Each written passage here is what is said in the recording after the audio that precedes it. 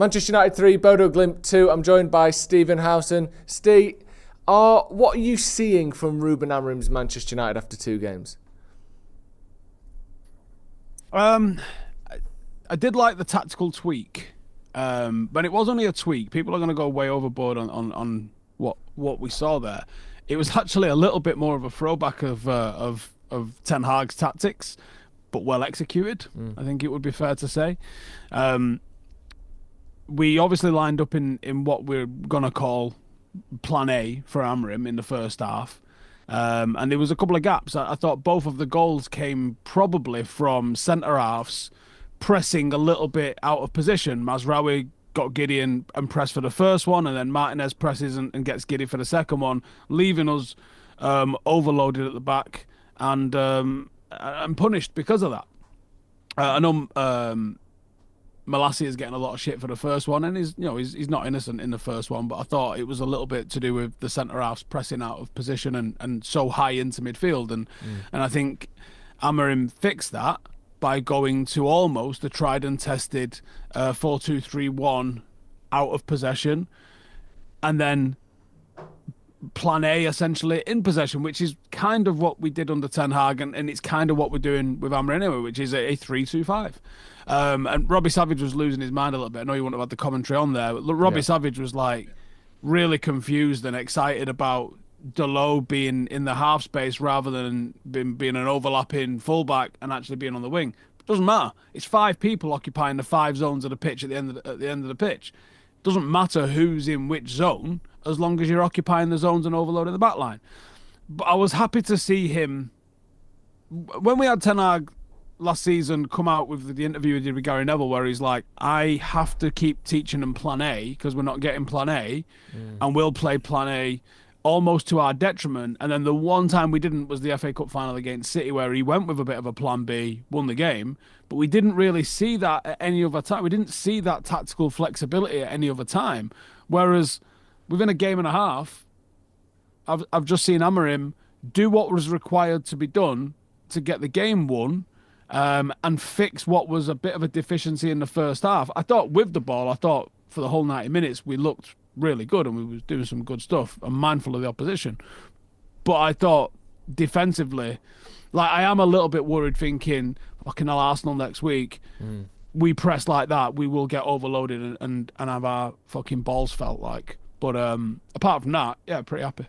Do you think that, we'll get into certain players in a minute because there's a few people I think need picking out, but do you think that this is the way to do it then? That he said, I'm going to sort of go for it early on. We might have a bit of pain before it gets to the point where I want it to be at, but I'd rather us try to get there and, take a while rather than wait and then never get there. Do you think even if we do lose to Arsenal or we have some rough results or goals like we conceded today, it's better to do it this way than wait till he's got his team before trying to implement his style? Yeah, I think you've almost got the thing I've said with why are we icing all of these youngsters? Why don't we give them a go with the likes of Alvaro Fernandez? We're all thinking about bringing him back now when we should have given him a chance in the first place. Make the mistakes, find out if they're good enough. Can Harry Amas play in this system? Could he be worse than Malacia was? He's certainly quicker than Malacia was, so maybe he doesn't concede that goal on a fact of pace and physicality alone in the first half. Give them a chance. We saw Casemiro at centre-half alongside Luke Shaw at centre-half. Whose bingo card was that on this season? Because it wasn't on mine, especially when we've got 3 fit centre-halves. That's mental. But we didn't concede well. That was our defensive partnership, so maybe it's not that mental. We saw Anthony tried as a wing-back. Should we file that one in the maybe not pile, I think? He wasn't bad. He didn't do a lot, but I don't think he was... He wasn't as bad as the other 2 wing-backs that played tonight, I didn't think, on the other side. I mean, it's not a great competition, is it? But of him, Dalot and Malacia, I think he was the best of the 3. You might have a point. Yeah. You might have a point. Not that he was great, but I thought he was fine.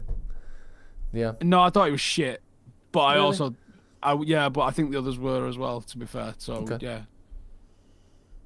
Yeah. Maybe it's because I've got a low bar and he failed to even meet that. I mean, if it makes you feel any better, he had exactly 69 touches, which is your favourite number. Does that change things? No, it's not. It's usually worn by some absolute fucking sausage on a lad's holiday. Yeah, that is true. Macca 69. That's nothing to do with Adam McCullough, by the way. He wouldn't do that. Just looking at another player. He's not that much of a bell. That's true. Another player in particular, Rasmus Hojlund.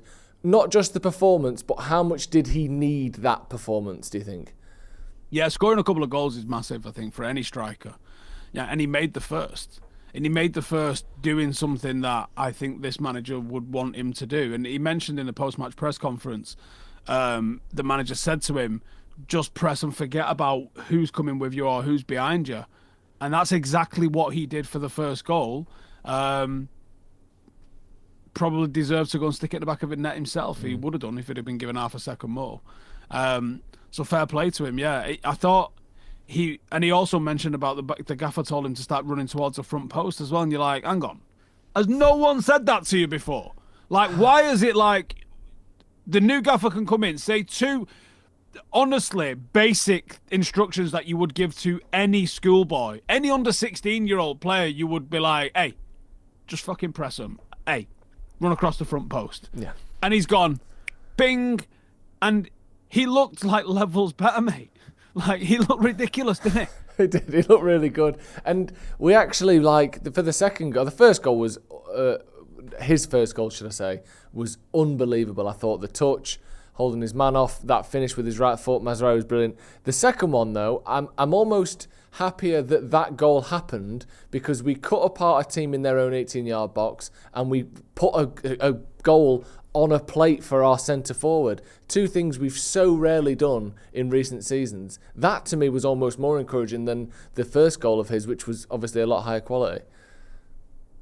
Yeah, and I think when you create repeatable chances like that, that's when you become potent.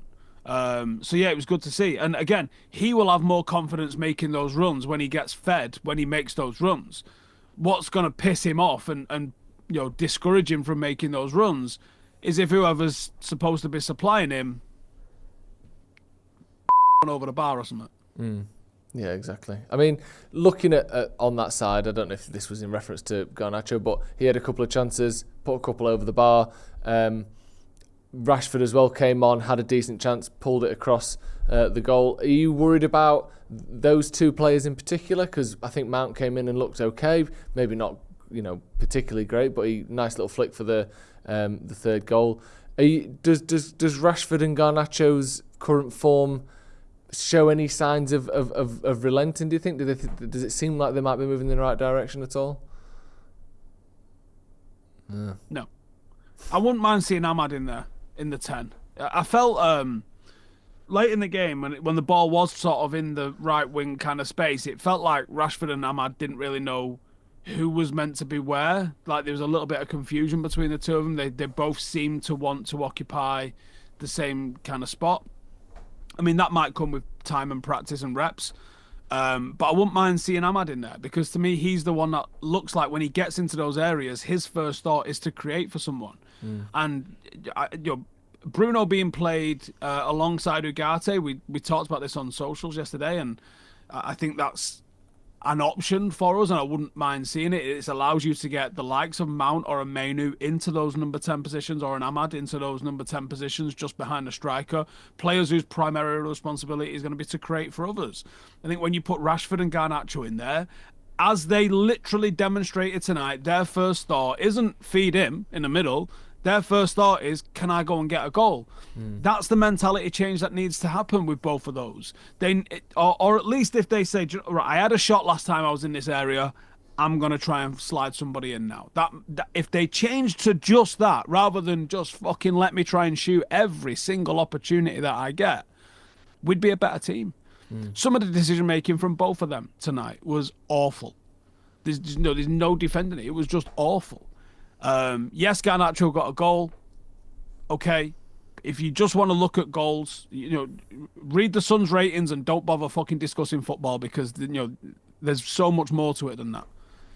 And I think the decision-making and selfishness, especially Garnacho, but also Marcus at times, is detrimental to us as a team at the moment. And I think if you played Mainu, if you played Ahmad, if you played Mount, as he demonstrated in a bit of a cameo tonight, and if we played probably Bruno in that number 10 area. Now, we're not going to play Bruno, I wouldn't think, against Arsenal in there, because him and Ugarte, a little bit too much hot sauce at times, a little bit too pressy. I think Ugarte and Casemiro maybe in that game with Bruno and another in the 10 areas.